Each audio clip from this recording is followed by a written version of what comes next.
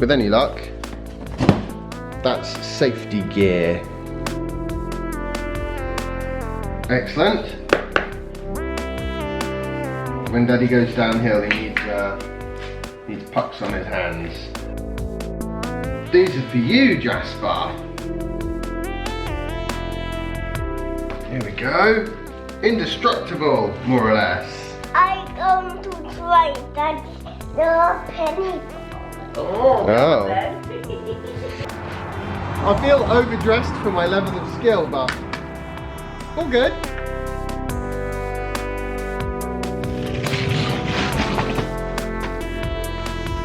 Uh-oh.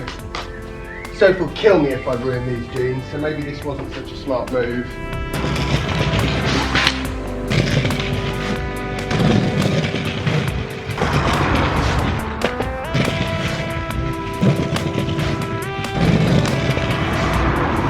Today we're going to a free-from market type thing. As you probably worked out for yourself, I didn't pick today's activity. Now we're just a few days away from me going to San Francisco, so I'm going to try and shoot simpler to edit videos. Just because that seems like a really, really good idea. Today I'm going to talk primarily, I think, about Model 3 and its lack of features. Well, is it a lack of features? I don't know. Car's locked. There's a comparison between Model 3 and Model S features, and basically it seems like Model S has got lots of features and Model 3 has got none. I've just been told that we're actually not going to be going to this free-from market because all the food there has sold out already. Oh! That's alright though, we're going to have some fun at the Olympic Park instead. Yummy popcorn. Mummy's been trying out makeup, hence the popcorn. We're currently on the hunt for a playground. But somehow Jasper has inherited from his mummy a big ice cream. This has been the most horrifically unplanned trip ever. And I'm pretty good at unplanned trips. So the question is, what Model 3 features do you want to see? Specifically the features that are currently available on the Model S, and which ones are you not bothered with? Because I really like the air suspension, and it looks like, at least initially, Model 3 isn't going to have air suspension, it's just going to have coils. Now I always figured that the base Model 3 would be coils only, but for that to be the only option seems a bit potentially limiting, especially when you consider that with options it may well be possible to get the Model 3 up to about 35,000–40,000 pounds, which, you know, at that end of things, air suspension is starting to look like something that should be offered. I'll tell you what features I would like. I mean, obviously autopilot is a given. That's confirmed is on there. Come on in, Jazzy. But something I would definitely like is all-wheel drive, and the biggest battery option they've got available, which I think both of those are only going to be options at some point in the future. Yeah, you coming? Yeah.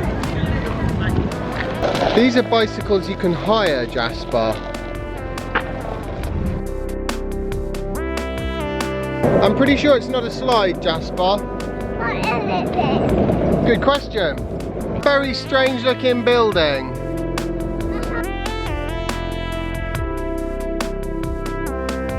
You know, Jasper, I think there is a slide in it. Crazy. Very, very, very steep. You're going down the grass. Careful, monkey. Don't hit a tree. Nice of them to put this great big slope in. Very thoughtful.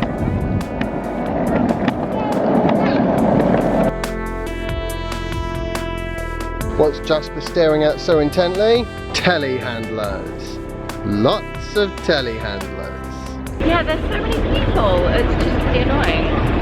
Anyone would think it was a bank holiday Monday. But yeah, I think that is a child that has run out of power. He'll need a shower tonight. Yeah, let's go stick him on charge. Jasper totally ran out of energy, but it seems alright now. Yeah, on the orange bit, monkey.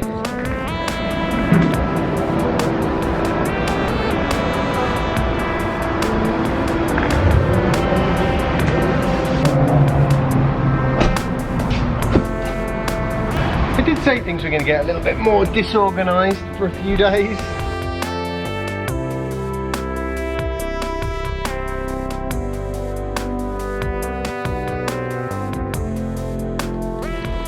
He goes to sleep so easily in this car, it's crazy. And from all his scooting. Yeah, well that's why he's so tired, because we've had a busy few days. Tell you one feature I would like on the Model 3, and actually my car as well, a HEPA air filter, especially in summertime when you get that bad hay fever. That would be really awesome. I think the HEPA air filter is another one of those features that, at least initially, not going to be available on the Model 3.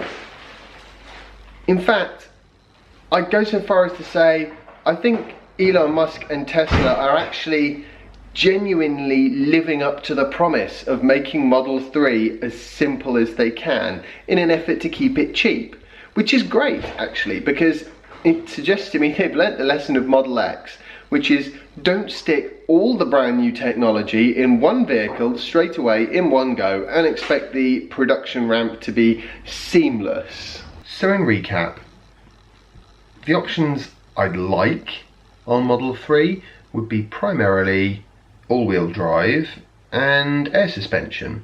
All-wheel drive I think is definitely coming, but not to begin with, and air suspension, I reckon they'll probably add that, to be honest, but probably not for a while. Maybe that'll be a sort of version 1.1 or something. The options I'm not bothered about personally are great big pano roofs or things like that. I think decent sized front, decent sized boot in the rear, I think those are very important. I've no idea if it's going to have those or not, but they're sort of fairly basic design features, so hopefully. I've read that the Model 3 is only going to have 14 cubic feet of storage space, and that's not just the back, that's the back and the front. Whereas the Model S is 30 cubic feet, so, oh dear. Yeah, it's the space that's going to be the deal breaker for me personally. I really like the idea of autopilot and self-driving cars and all the rest of it, but at the same time, I think firstly, that's a given, pretty much straight from the get-go.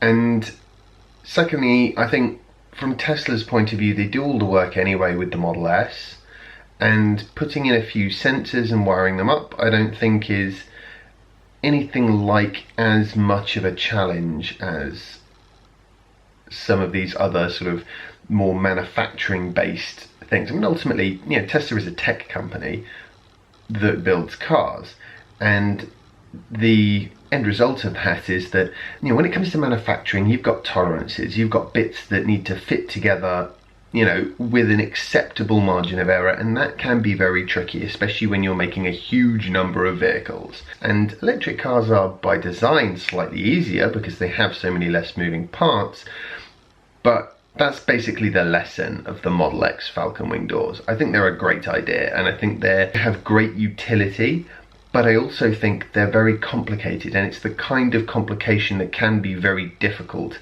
to make reliable in its manufacture, unlike software and sensors, which tend to be easier to do that with. Acceleration looks like it's going to be good though, so I think that's in at 5.6 seconds 0 to 60. I don't know if that's the base model or a mid-range model. I think it's probably the base one. That's good.